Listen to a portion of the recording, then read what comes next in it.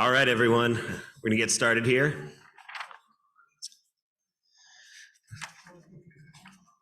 All right, aloha, my name is Logan, and I'll be your moderator for this session. It is titled, "The World is Paved with Good Intentions, but Sometimes You Hit a Pothole." This session is being streamed concurrently under our virtual platform. At the end of the presentation, the speaker, Claudia, will take a few minutes to answer your questions. Any virtual attendees can use the Q&A session on the platform to ask any questions, and we will definitely answer those if we have time and at the appropriate time at the end. But without much further ado, I'd like to introduce our speaker. Claudia Akroyd is a construction inspector with Bowers & Kubota Consulting. Claudia is a Department of Transportation Highways Division's independent inspector for contract construction projects and has worked with the Stormwater Management Program for DOT highways for over 14 years. A wealth of knowledge, so please help me welcome Claudia. Get laid. Okay. Hopefully you don't think I'm not Pothole. And this isn't working. Let's see if that. The arrow stopped working. It worked 10 minutes ago.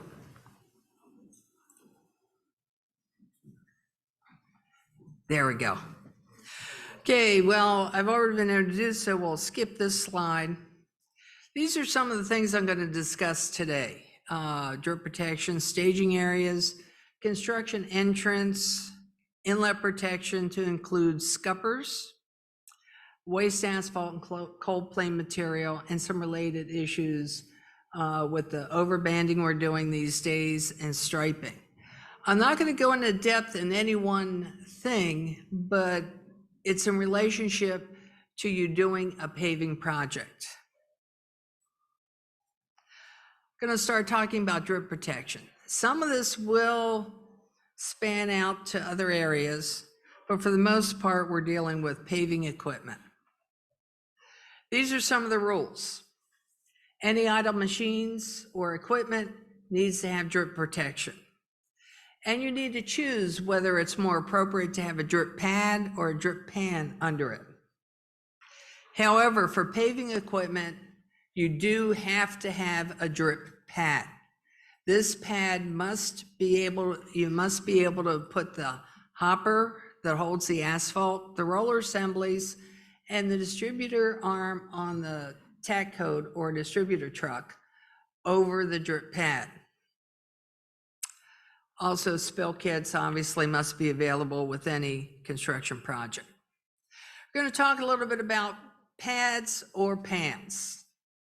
And this is where on a paving project, you have a mixture of rolling stock and paving equipment, which will hold separate. But rolling stock, we're talking about trucks, that sort of thing. This is a common drip pan that we see on a lot of sites. It says drip pan. I call these things cookie sheets. They're very light. And for the most part, on construction sites, they are not your best item to choose. They are light, they will blow in a heavy wind, so you have to weigh them down. That little lip around the corner, around the sides, is very shallow, so it will not hold much. You have to have it on extremely level ground for it to hold to its capacity. These were primarily designed for warehouses, motor pools, where you're dealing with a concrete surface. However, since they are commercially available, and if they're used for their intended purpose, they can be used on construction sites. So you need to look at drip pad requirements, impervious layer, absorbent layer on top of it, and a downslope berm. Now you might say the vehicle on the right is on impervious material. That's not a drip pad. There's nothing to absorb that drip. So it's just running off the steel plate. Paving equipment. This is why we need the pad under the equipment. You park the shuttle buggy or the paver on the side of the road, it rains, oil is going to run out of that equipment and create an oil slick behind it. Even though the fabric we're using is not very absorbent, it does absorb some and is caught in the plastic underneath. This picture was taken on a very sunny day. It had rained the day before. The area was dry. That's all oil on the road. If you have a drip pad and your fabric becomes saturated with hydraulic fluid, oil, what have you, it must be changed because it will no longer even absorb a little bit. Some problems we face. I always recommend the plastic be a little bit bigger than the fabric. Because if you drip through the fabric, it will absorb a very small amount. Beyond that, you're filtering the oil. On the right is an example why cookie sheets are not very good on construction sites. You will see towards the top of the cookie sheet where it looks silver.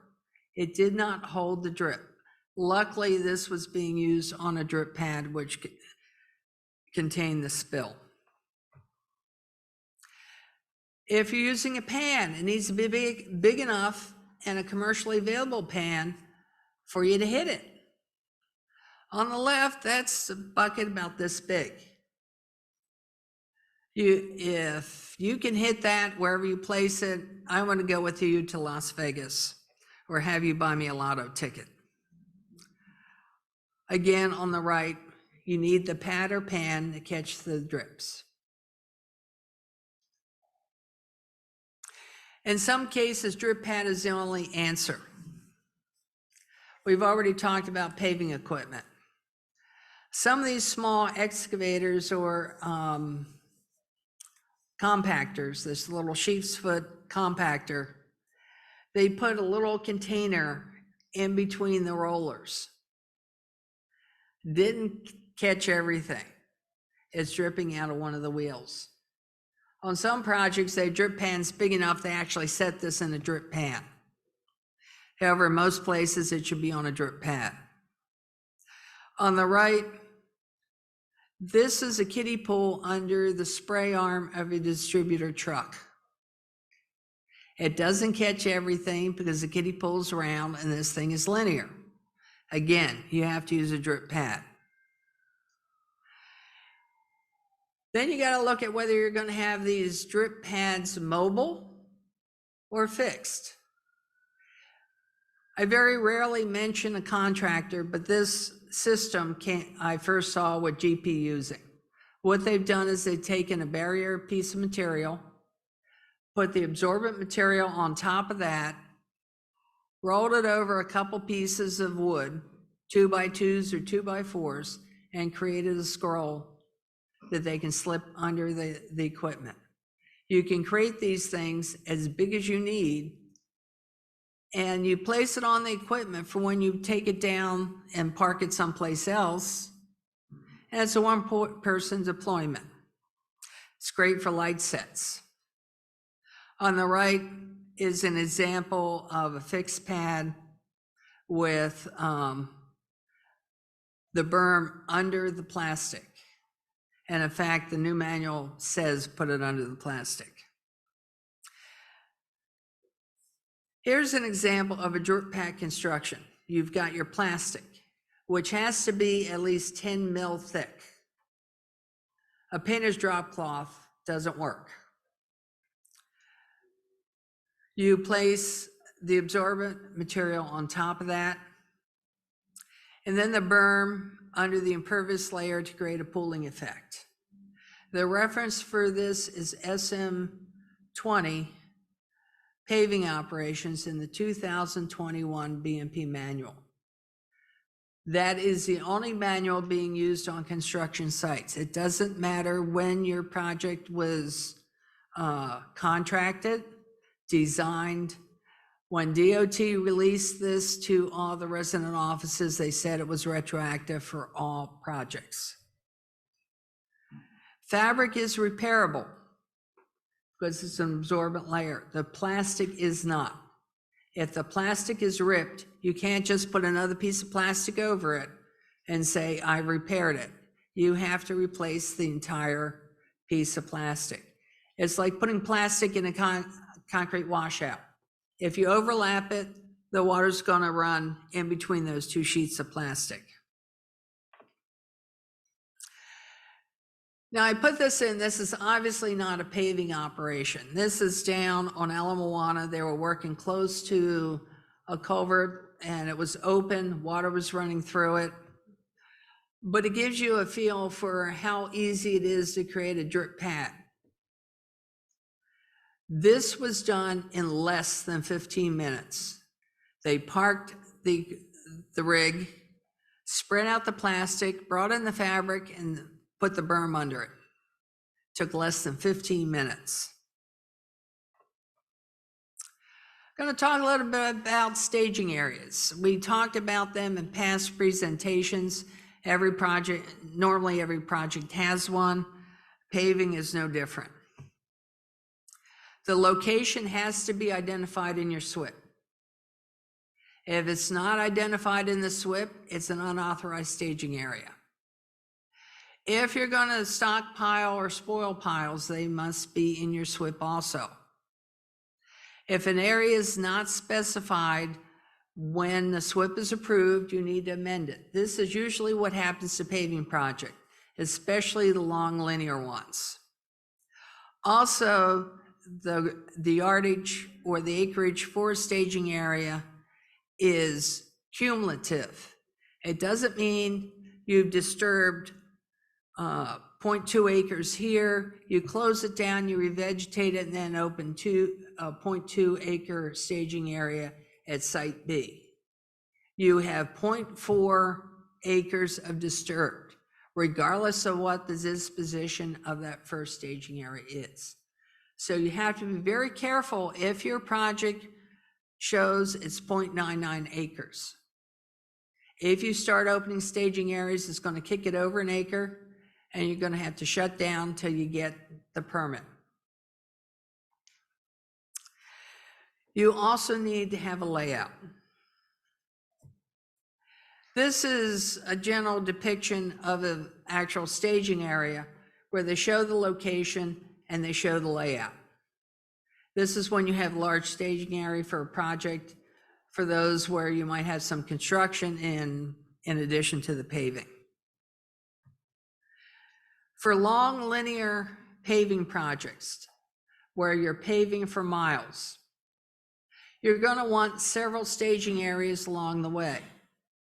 If they're within your construction area and in your disturbed area calculations, you're good to go. But you have to identify these specific areas in your SWIP. Now, because you're dealing with the same type of staging area at various places along the project, you can have one general layout for all of them.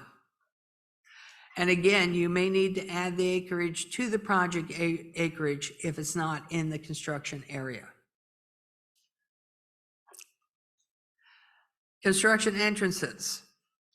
Something we all have learned to not particularly like. The requirements for construction entrances are in 209 and HAR 11-55 Appendix C. Whenever you're going from grass or dirt to asphalt, you have to have a way to remove sediment from the tires prior to entering that paved area. Rock entrances are traditional, but it's not the only answer. There are commercially alternate types of construction entrances that you can purchase or and sometimes rent, such as track out plates, but they may not work well for some of our paving equipment. We do allow a modified entrance, and I'll show you what that is in a little bit. One of the alternatives is Geoterra Grid. It's light, it's easy to install, and once you're done with that site, you can take it with you. It does hold up well to heavy equipment, but you have to clean it. This is thinking outside the box. This is a staging area on the edge of Leaky Highway, which we all know rains every 5 minutes. They used the geoterra grid they had to spread the load so that the heavy equipment didn't penetrate into the mud.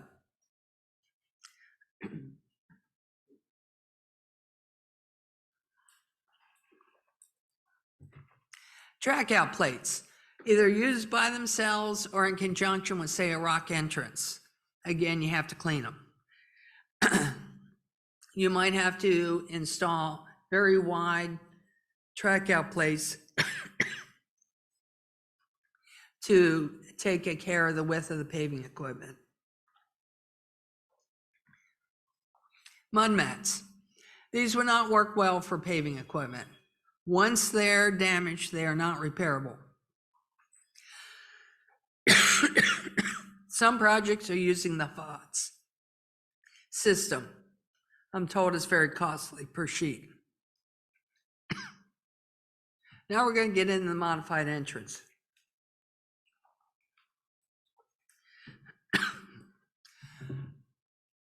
These two projects do not have a construction entrance, and their staging area is well off the road.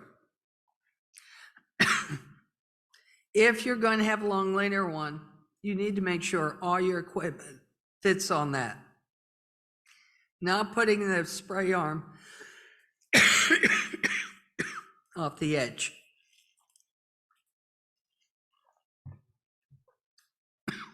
This is an example of the modified entrance. They go directly from the pad to the street. If it's a linear one, the equipment may have to pivot to get off it. Inlet protection. We're going to talk about both inlets and scuppers, not specific methods of inlet protection. Excuse me. But what happens when it's near a paving project? You must have the protection in both when you're paving and when you're cold planing. You need to consider the type of inlet protection, because sometimes you get so close to the edge, you may push it beyond the inlet. You may not be able to avoid matter in the drain or scupper if you're paving to the edge, but there are methods to take care of that. Excuse me. Any material that enters must be cleaned out immediately, not in the next week, right after paving. Asphalt doesn't allow drainage. In this case, duct tape and plastic can be your friend. May surprise some of you to hear that. I'm not talking about biosocks. I'm talking about paving. Where you're going to find problems is where we have no concrete gutters. Some of our roads are old, designed years ago. There's no shoulder, and the drains are right there. If you go down H1, look at the median. The asphalt goes to the median, and because we shifted lanes, the GDIs are right there, right in the path of where you're going to pave. Scuppers on bridges and elevated roadways also present a problem. And I'm going to talk about scuppers in a little bit. And sometimes you find the scuppers in the drains when you cold plane. This is an example of a problem area. This is right by Carson-Thought Bridge on Cam Highway. Notice how the paving goes right up to the drain. And they even had to cut out part of the pavement so that the inlet, it can drain to that inlet. Even when the cold plane, there was one they didn't find.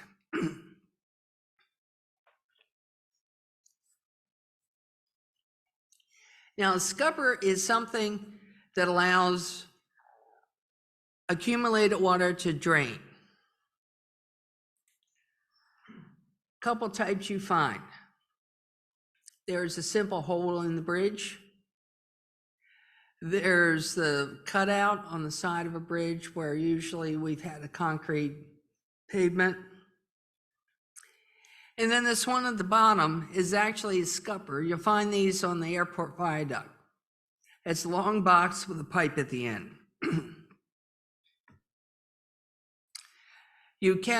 Asphalt must be cleared immediately after paving. Not next week, not when an inspector comes by and says you have asphalt in the drain. Immediately following paving.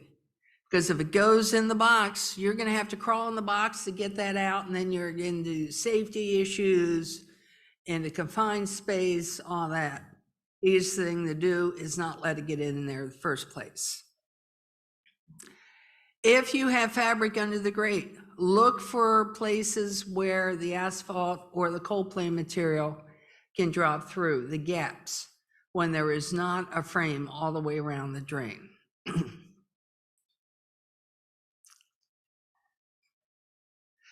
Here's some examples of how different contractors have taken care of this problem.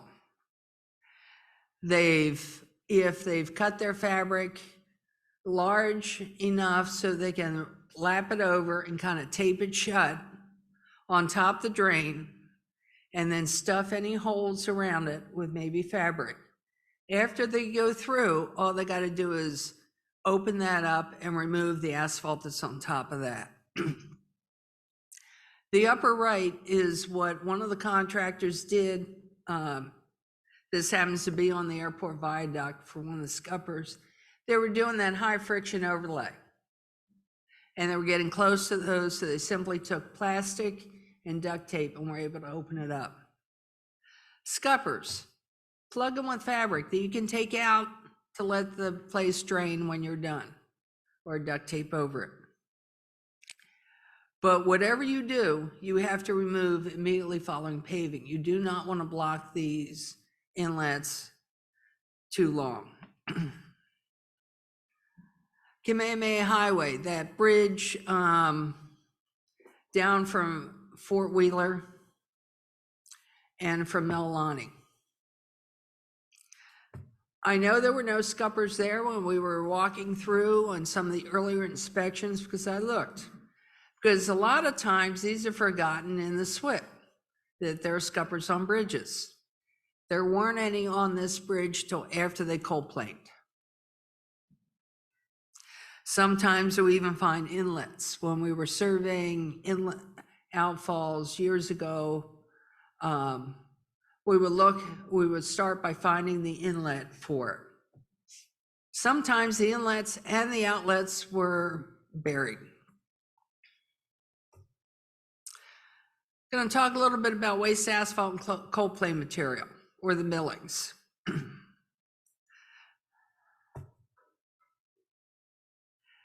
Asphalt is a petroleum-based product. Similar to the rules we have for concrete, you can put the asphalt on the road, this is for progress, but you cannot leave the pile of it next to the road. It must be contained, if you're going to store it, on impervious material, covered with perimeter control. Now, somebody will say, well, this is great for dust control. Let's take the leftover back to the staging area and spread it around so we don't have to worry about dust or mud. Can't do it unless you jump through all the hoops to get that authorized. It's also not to be mixed with other spoils, such as soil. This is also in the manual SM20.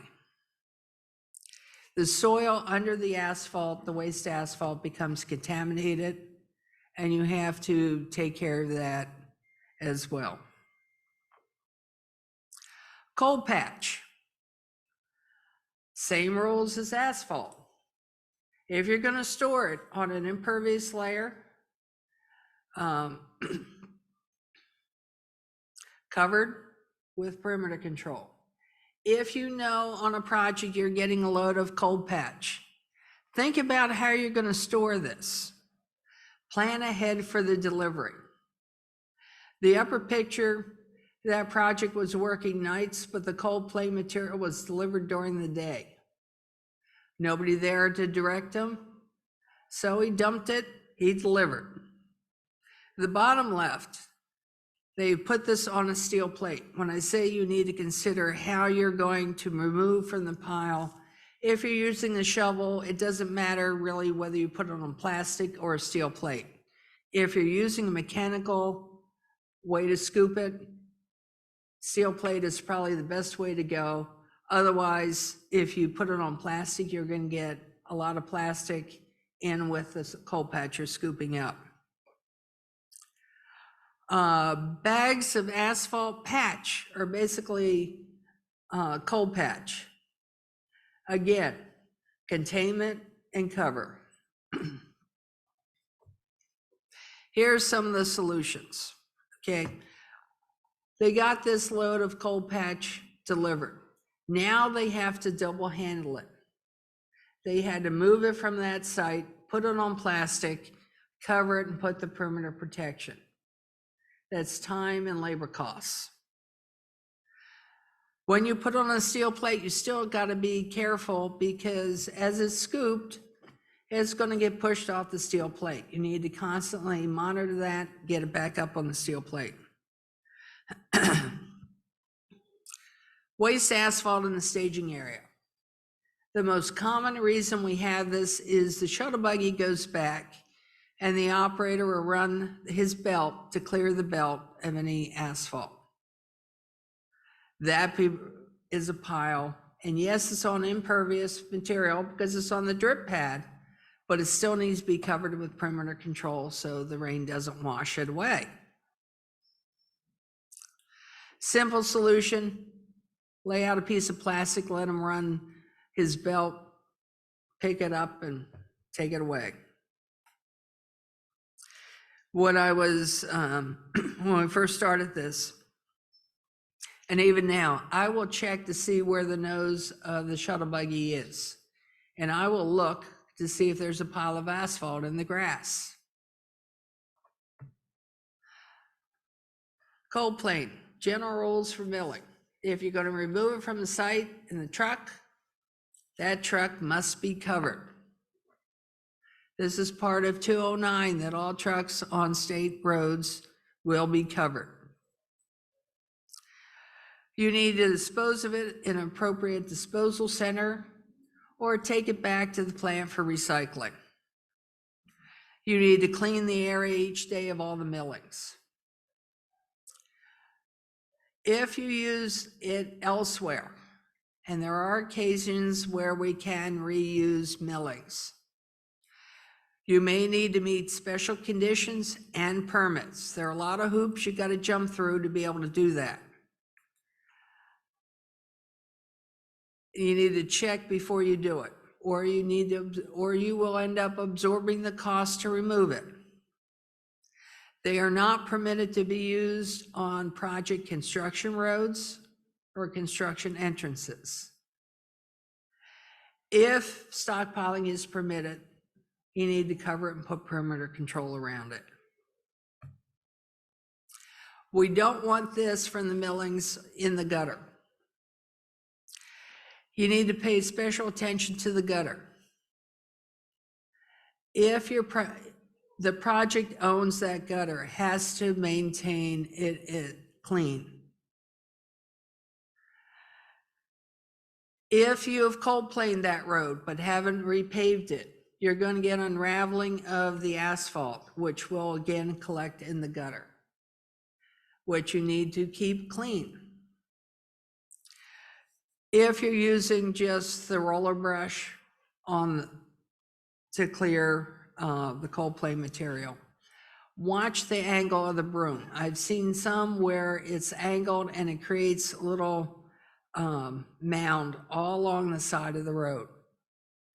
That's difficult to pick up in the grass, which is what that contractor had to do, couldn't leave it there.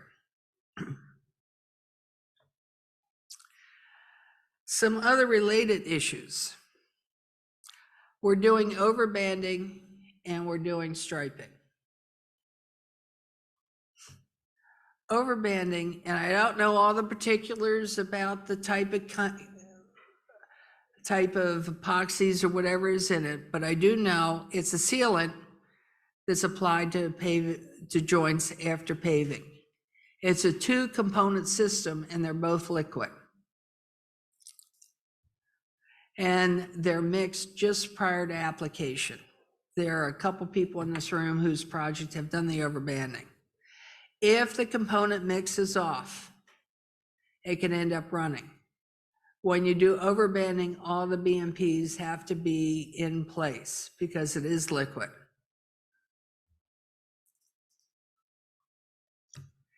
Now, striping seems easy enough.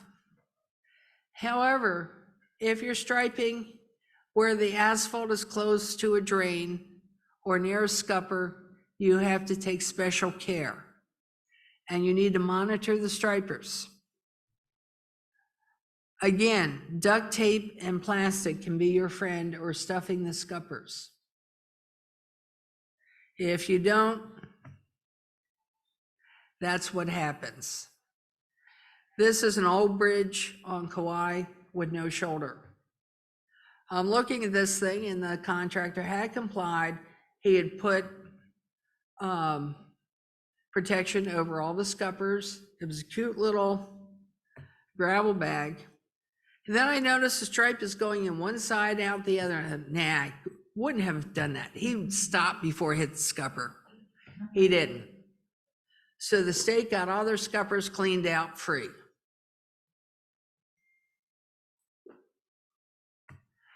Any questions?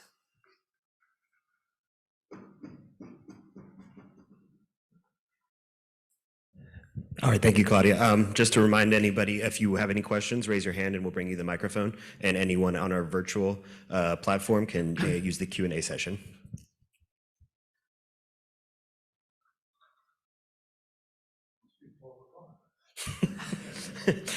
People are like, I'm hungry. No questions? Any questions online? No questions. All right, well. Gee, I got off easy. I know, that's the first. Cool, thank you again, Claudia. This concludes our conference. So thank you everyone for attending, the State of Hawaii Department of Transportation 2022 Protect Our Water Conference. As a reminder, all presentations were recorded and will be available on demand until November 30th on the Zoom events platform. Then the sessions will be posted to our Stormwater Hawaii YouTube channel, where they will be indefinitely, so you can view them at your leisure. Thank you guys for coming out. Let's give Claudia one more round of applause for doing such a great job. All right, well, you guys have a good day, drive safe, and we look forward to seeing you again next year. Mahalo.